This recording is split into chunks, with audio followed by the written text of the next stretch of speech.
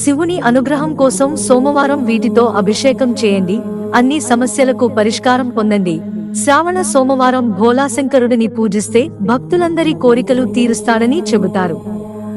శ్రావణ మాసంలో ప్రతి సోమవారం శివలింగానికి అభిషేకం చేయడం కూడా శ్రేయస్కరం.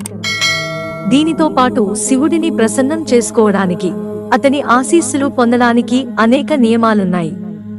అవి ఏమిటంటే, జ్యోతిష్యుల ప్రకారం శ్రావణ సోమవారం నాడు మహాదేవుడు పార్వతీదేవి సన్నిధిలో కుంకుమ పువ్వు కలిపిన పాలను నైవేద్యంగా సమర్పించడం ద్వారా ఏడాది పొడవునా సంపదలు చేకూరుతాయి. శివలింగానికి చెరకు రసంతో అభిషేకం చేయడం కూడా శ్రేయస్కరం. ఈ పరిహారాన్ని అనుసరించడం వల్ల ఆనందం, శ్రేయస్సు పెరుగుతుంది. జీవితంలో డబ్బుకు లోటు ఉండదు. శ్రావణ మాసంలో నల్ల నువ్వులను నీటిలో కలిపి శివలింగానికి అభిషేకం చేస్తే అనారోగ్యాలు, మానసిక బాధలు శాశ్వతంగా దూరమవుతాయి. ఈ పరిహారాన్ని శ్రావణ మాసం అంతా అనుసరించవచ్చు. ఫలితాలను 4 రెట్లు పొడవచ్చు. శివయ్యను శాంతింపజేస్తే వైవాహిక జీవితంలో సుఖ సంతోషాలు, సంబంధాలు చెక్కుచెదరకుండా ఉంటాయి.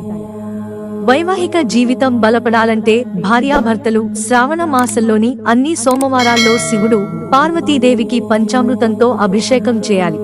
ఎన్ని ప్రయత్నాలు చేసినా పెళ్లి కుదరకపోతే శ్రావణ మాసంలోని ప్రతి సోమవారం ఉపవాసం ఉండాలి. నీళ్లతో నిండిన పాత్రలో కొద్ది మొత్తంలో గంగాజలం కలిపి శివలింగానికి అభిషేకం చేయవచ్చు. దీన్ని అనుసరించడం వల్ల వివాహం కుదిరే అవకాశాలు పెరుగుతాయి. ఉద్యోగం, వ్యాపార అభివృద్ధికి ప్రత్యేక నివారణలు కూడా ఉన్నాయి. పండితులు చెప్పిన ప్రకారం శ్రావణ మాసం అంతా శివపార్వతులను పూజించండి. శ్రావణ మాసం చివరి సోమవారం నాడు పార్వతీ దేవికి వెండి పాదాలను సమర్పించండి. ఇలా చేయడం వలన ఉద్యోగ, వ్యాపారస్తులకు ఆర్థిక ఇబ్బందులు ఉంటే తొలగిపోతాయి. ఉద్యోగం పొందడానికి, పోటీ పరీక్షలలో విజయం కోసం ప్రతి శ్రావణ మాసంలో సోమవారం శివలింగానికి 11 మొత్తం బిల్వ పత్రాలను, తేనె సమర్పించవచ్చు.